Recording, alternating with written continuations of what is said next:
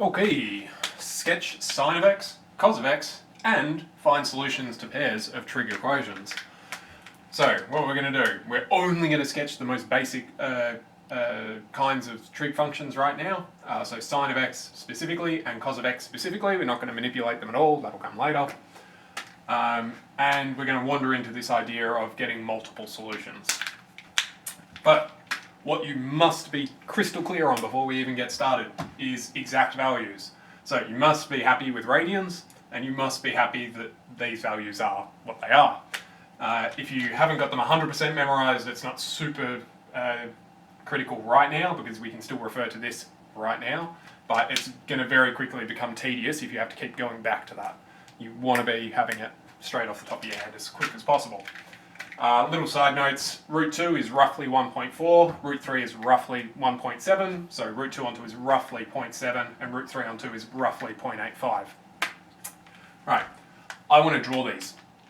Okay, well, I've already partially set this up, but looking at this, we need to figure out, okay, before I even start my sketch, I need to know how big I should make the axes. Well, let's think about this for a second. What does sine and cos actually represent? Go back to the unit circle. As always, we're going to start from here. That way around the circle counts as a positive angle, that way counts as a negative, so we're going to be going in the positive direction. Okay. Well, what are sine and cos? Well, if I have some angle, whatever the height of the triangle is, that's your sine. Whatever the width of the triangle is, that's your cos. So, as I go around this unit circle, and since it's a unit circle, radius is 1, what's the biggest the height can ever get? Well, it gets taller and taller and taller up until there, and then it just only ever gets smaller. So the highest it can ever get is there, but it's a radius 1, so the highest this thing can ever get is 1, which kind of gives away from that. What's the lowest it can get? Well, you might say at first it's 0, but actually, remember, when we get down into these quadrants, it's a negative height, and negatives are smaller than 0, so the smallest it can get is negative 1. So the highest I can ever get, positive 1, the lowest I can ever get, negative 1. Similar story for cos, exact same logic. The widest, except that cos is for the width of the triangle, so the widest it ever gets is 1, gets, as the angle goes around, it gets skinnier, skinnier, skinnier, becomes wider, but it's in the negative direction. So the widest it goes there is negative 1, and then comes back around to 0, and eventually finishes back at 1. So the biggest it gets is 1, the smallest it gets is negative 1. Alright, so we're going between 1 and negative 1. Great. Well, we can set up our y-axis. That top mark is going to be 1. This bottom mark is going to be negative 1. Great. I've also marked off a half and negative a half. These other heights are for the other numbers we know are going to turn up, root 2 on 2, root 3 on 2. So this will be root 3 on 2, this will be root 2 on 2, this will be negative root 2 on 2, and this will be negative root 3 on 2. You're welcome to put that into your own graph, but very quickly this thing becomes a bit full, so I've just left markers with some label, because you can always figure out what they should be. Beautiful. Okay, well, what about how wide this thing should be? Well, if we think about it, this thing goes around a circle, and that's 2 pi radians. After it does that, it's just going to go around the circle again, and again and again and again. So all we really need is to capture this behaviour as it does one lap around the circle, because after that, it's just going to do it again and again and again and again and again, and do what's called and be what's called periodic. It just repeats itself every so often. And the same if we go backwards, we could think of it that way as well. Okay, what I've done for this though is started at negative 2 pi, gone through to positive 2 pi. If I had a longer board, I would have gone up to 4 pi, because that's how I normally like to do it, but we'll have to make do today. And both sine and cos are trapped on this circle, so they'll both have that same 2 pi repeat. Okay, well, we've got to start somewhere. Let's start at sine. What's the easiest number? You might say 1, but actually 0 is the easiest number. Okay, sine of 0, and remember, these are my x coordinates, and these are going to be my y coordinates. So when x is 0, y should be 0. Fantastic. That's a nice easy place to mark off. Okay. What's the next easiest thing? You might say pi on 6.5, but I'd actually go, well, the 1's easy. Pi on 2, okay. Well, there's 2 pi. Half of that would be pi. Half of that again would be pi on 2. And we want, when x is pi on 2, y should be 1. So we're way up here. there. Now, if you're going to draw this yourself, I highly recommend you be very careful and use pencil, because if you're only slightly out, it'll get very wonky very fast. Because this is not going to be the most straightforward of things. Okay, next guy, alright, I'm going to pick pi on 4 purely because it's halfway in between pi on 2 and pi on 4. It doesn't actually matter which order you do this in, but the more you can keep yourself together, the better. So, at x is pi on 4, y should be root 2 on 2. Well, that was pi on 2, so that's pi on 4 now. And well, where were we? Root 2 on 2, which was this marker. Should be about there. No, it's a little bit off. Let's try that again. This is the good thing about whiteboards. You can just have another go. Cool. Pi on 6 is a half. Alright, now be careful. Pi on 6 is not halfway between 0 and pi on 4. It's 1/3 of the way to pi on 2, or 1/6 of the way to pi. So that's pi on 6, and y should be a half. There we go. And last one, pi on 3, root 3 on 2, that should be 2/6. So that's up there. So that gets us to there. Brilliant. Alright, well, I've got something going on, but I don't know what's going on beyond this. Alright, well, I could go through very slowly and go up by pi on 6 or by pi on 6 or by pi on 4, but it's actually easier to pick off the easy things. These guys were a lot more fiddly than these guys were. So let's start with nice, easy ideas. Okay, 0 we've got, pi on 2 we've got. What about just basic pi? Well, remember, sine is the height of this thing. So if I go all the way around to here, the height, well, there is no height, so that's 0. So when x is pi, y should be 0. So that lands me there. Well, that's nice. Okay. What if I keep going? Okay, I'm going to go down to 3 pi on 2. What's the height here? Well, the distance is 1, but I'm in the negative, so it should be -1. So at 3 pi on 2, which would be halfway in between pi and 2 pi, I'm at -1, which is there. Beautiful. And as I continue my way around, 0, that's the same as 2 pi. Well, what's the height? 0, right, which we already know from back there. Beautiful. Okay. Well, that's that. But we don't have enough dots in between. It looks like we go up, then down again, and then back up again. Okay, well, we're going to need a few more dots. You might be ahead of me and you might be able to connect the dots already, but let's just be a bit more cautious, because sometimes you get very interesting behaviour. We're not going to do tan, but that one can definitely lead you awry sometimes.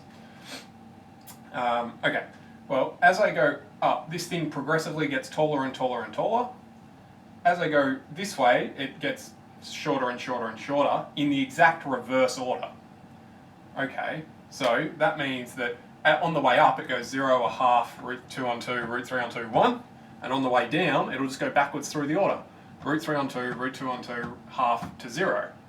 Okay, well, that means that this marker, which would be 1, 2, 3, 4 pi on 6 or 2 pi on 3, should be just there.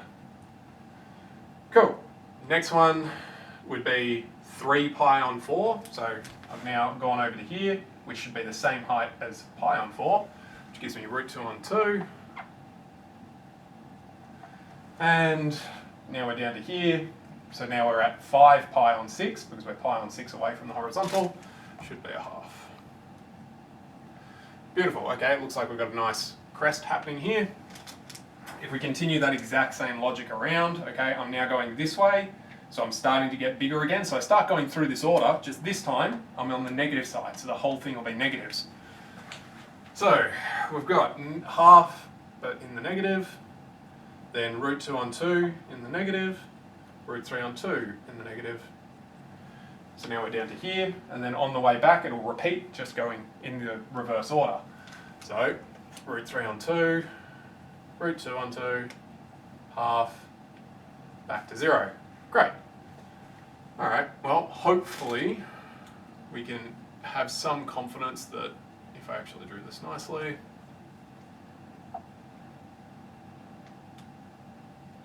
we get something like that. Now, exactly how steep or fat, or whatever way you want to talk about this, this thing looks purely depends on how big your scaling is. Keep in mind, I've got this as 1 and this is pi. Remember, pi's over 3, so this should technically be 3 times as wide as it is. So these things aren't particularly steep, they're actually quite flat, but in order to fit it on a board and draw it nicely, I've had to make some accommodation. So it's actually, this whole thing would be below a 45-degree line if everything was drawn on a 1-to-1 scale. But what we're really interested in is seeing this curve. Beautiful. All right. Well, that's from 0 to 2 pi. What if I went into the negative angles? Okay. Well, that would just mean go backwards around the unit circle. Well, that's convenient now because I know where 2 pi is. So going 0 backwards is the same as starting at 2 pi and going backwards. So I get this exact same shape going through. Which very quickly should look something.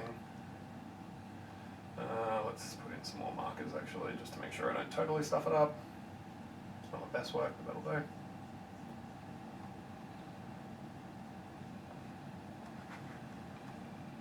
This is over here.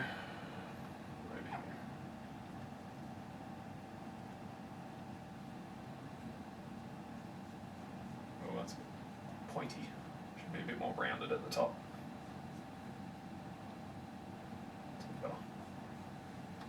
There we go. Cool. And so we have drawn sine of x between negative 2 pi and positive 2 pi. Beautiful. So we've got sine of x. How might you describe this sort of curve? You might describe it as a wave. That's perfectly reasonable. You might describe it as periodic. That's fine too. But the thing we're interested in, okay, what does sine of x do? Well, it just goes up to 1, comes back down to negative 1, comes back to 0 again. Alright, so it just goes 0, 1, 0, negative 1, 0, 1, 0, negative 1, 0, 1, 0, negative 1, 0, so on, so on, so on, so on, so on, forever and boring. And does the same in reverse the other way. Beautiful. Okay, well that's not so bad. Well, what happens with cos? And at this point you might be thinking, oh hang on, cos is this whole thing reversed, so is this thing just going to be upside down? Well, almost. Let's plot some points and see how we go. First thing, x is 0, y is 1. Alright? So that's up there. Next easiest, when x is pi on 2, y is 0. Okay. Pi on 2 is over here, that's better. Cool, okay. Using the same argument before, we'll do the unit. Oh, actually, no, let's fill the gaps. Pi on 6 is root 3 on 2, which is up here. Pi on 4 is root 2 on 2. These are the same, so they should intersect each other there. Pi on 3 gives a half. Pi on 3 gives a half. Beautiful. Now, it doesn't take too much imagination to fill it in, but we'll just be careful about it because it's very easy to miscount.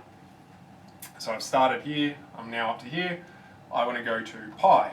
Alright, well, cos measures the width. This is a positive width, this is a negative width. So at pi, we have negative 1 for cos. Pi, negative 1 for cos. Cool. Going around to 3 pi on 2, I've got no width, so I've got 0. 3 pi on 2 is 0 for cos. And 2 pi, that's the same as 0, which we already know is 1. So that's up there. And at this point, you might be able to go, oh, hang on, this thing's going around like that. And so it is, so we'll just fill in some guides. That should be there, should be there, that should run through. Beautiful, beautiful. May not be 100% obvious, but this curves over. Oops, that wasn't my best, but okay. And just while I'm here, I'll just point out, is that the right one? No, it's over here. It's better. Just while I'm here, I will point out, at no point is this thing straight. It's always curving. Unless you want to say an instantaneous straightness, but that doesn't really make a great deal of sense.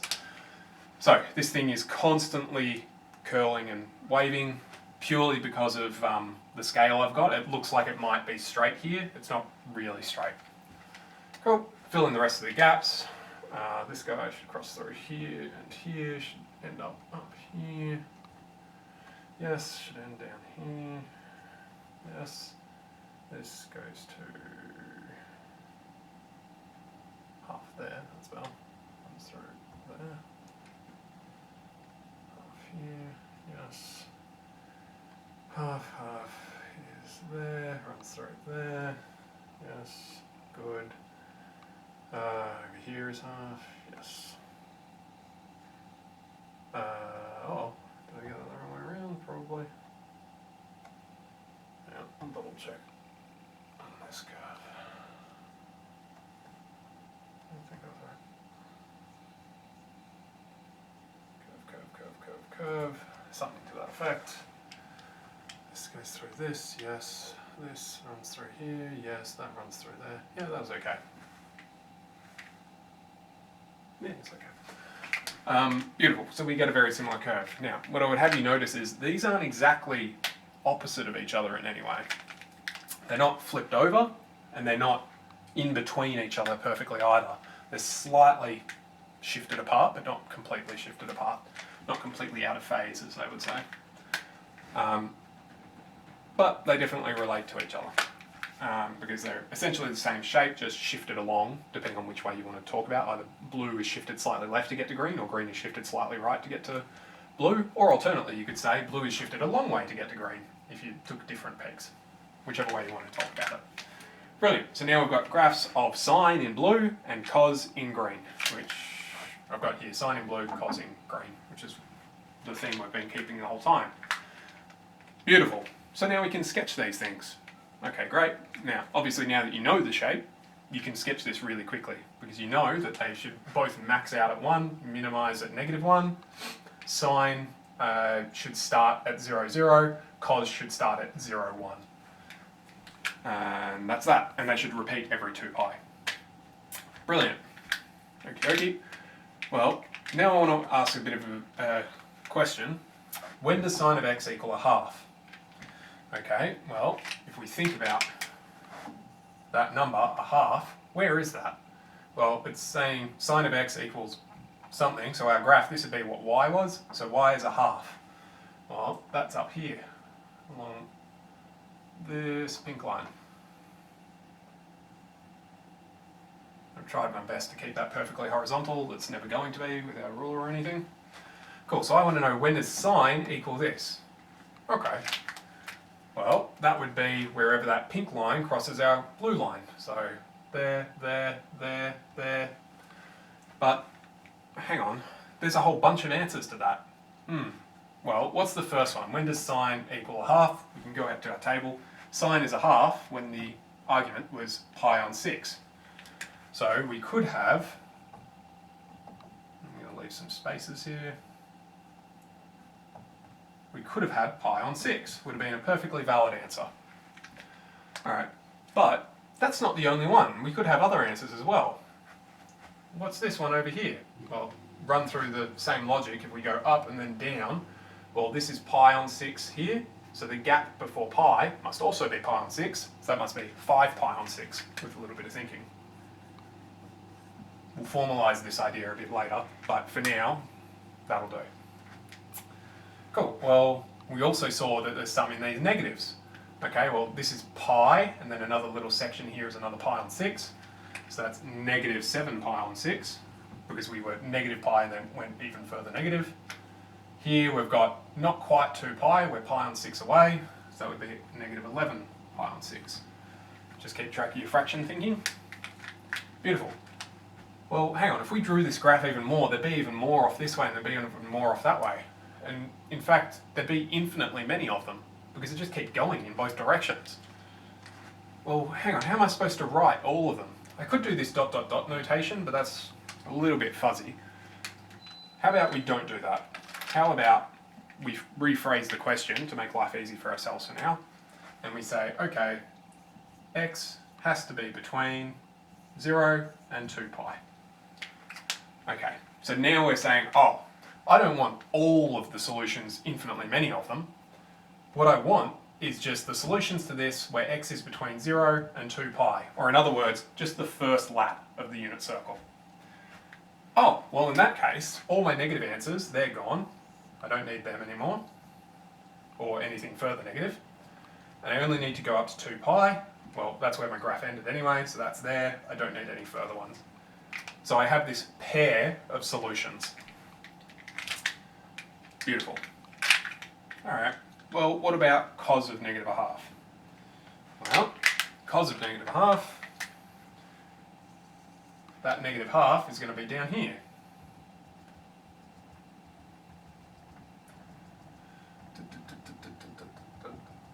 That wasn't so straight at the end, but you get the idea. Cool, alright, well, what does cos equal in that case? What does x equal rather, in that case? Well, again, I'm going to have infinitely many solutions. I'm going to leave space for 4 for now. Cool, alright, well, my first basic solution is down here. Alright, well, I've gone outside the first quadrant because this is 0 to pi on 2. Alright, so I'm pi on 6 above pi on 2. Alright, well that would be, with a bit of fiddling for fractions, 2 pi on 3. Okay, where's my next one? My next one's over here. Okay, that's pi on 6 away from 3 pi on 2. So with a little bit of fiddling, we get 4 pi on 3. Again, you have to fiddle with fractions. Don't be worried if you don't immediately see that off the top of your head. Great, what about if we went backwards? Okay, well over here, we want negative a half. So over here, well hang on, these are the same because it's centered there, so I can shortcut this a bit and say that's negative 2 pi on 3, and the same argument will hold for the other guy. You don't have to be able to do it that super fast way at all, but saves me a bit of time right now. You are definitely welcome to properly think that through because that will save you from making little dum-dum errors. Again, we could go infinitely in both directions. We're going to adhere to, in fact, this time, let's change it. Let's make it negative pi up to positive pi. So rather than saying start at 0, go 1 lap around, this time it's saying, nah, start at negative pi. Keep in mind, this would be negative pi because I've got 0, go backwards pi, now I'm at negative pi, and then go from negative pi up to pi. From negative pi up to pi. So it's still 1 lap, it's just instead of starting here, it's saying, no, start here, then go around. Okay, fine. Well, negative 4 pi on 3, that's more than negative pi, because 4 on 3 is bigger than 1, so that's no good to me, so he's dead. Negative 2/3 of pi, that's smaller than negative pi, or sorry, its size-wise, its magnitude is smaller. So this is good. 2 pi on 3, 2/3 of pi, that's smaller than pi, yep. 4 on 3, that's bigger, so that's no good. So we end up with these two solutions. Now, in the text, they're overwhelmingly going to ask you about this first lap, but keep in mind you can shift it, and if you wanted to, you could also say things like negative 2 pi up to 7 pi. So you can make that range whatever you want, and then you get more solutions. What I'm interested in so far, though, is these pairs of solutions, where you're going to get 2 per cycle. And why do you get 2 per cycle? Because essentially, this is going from 1 to negative 1, so you're essentially you're cutting 2 lines across this, either horizontally or vertical, depending on whether you're talking about sine or cos, and then saying, oh, how many times does it cross? Well, it's always going to cross twice. Save for some special places, if you cross exactly at the top, then you'd only get 1 solution, or exactly at any of those 4 extremities, or extremes. The other thing that you might do is say, oh, when does this thing cross 2? As in the height cross 2. Well, this thing never goes beyond 1, so it would never cross 2, or negative 2 for that matter, or anything beyond. So you can get potentially pairs of solutions, potentially just a single solution. So for example, if I said, when does sine equal exactly 1? Well, that would be at exactly pi on 2. And I could keep going around. I could say 5 pi on 2, 9 pi on 2, or I could go backwards and say negative 3 pi on 2, negative 7 pi on 2, so on, so on, so on. But if we're only limiting it to the first lap, then when does sine equal positive 1? Well, that's at pi on 2, and that's it. That's that. That's beautiful. Good. So that's 4K. Brilliant. So that's that. So the takeaway from this is to remember just what the basic shape of the sine and cos are, that they max and min at ones, positive 1, negative 1, and that they take 2 pi to cycle themselves through, and that when you get asked a question like what does sine equal, then you can potentially give multiple solutions, and if you limit it to just one lap, then you should be getting pairs of solutions. So the way you can check yourself as well is if you type in sine of pi on 6, you should get a half. If you type in sine of 5 pi on 6, you'll also get a half. Something that you want to be careful about is if you put sine inverse into your calculator of a half, it will usually only give you one of the two solutions, and it will usually give you the smaller of the two. So you have to be a little bit careful because that's not the only solution. It just finds one and goes, yep, I'm done, stop. But you don't want that, you want to find all solutions. Just like how if I ask you the square root of 4, you don't tell me just 2 anymore, you tell me positive 2 and negative 2. You recognise there's more work to be done. But the calculator, not so bright, don't trust them. Beautiful. So this should have more, but the calculator won't necessarily spit that out to you, so be careful. Beautiful, that's 4K. There's also a worksheet that's going to come up, but I'm going to do that in the next video. Okay, bye.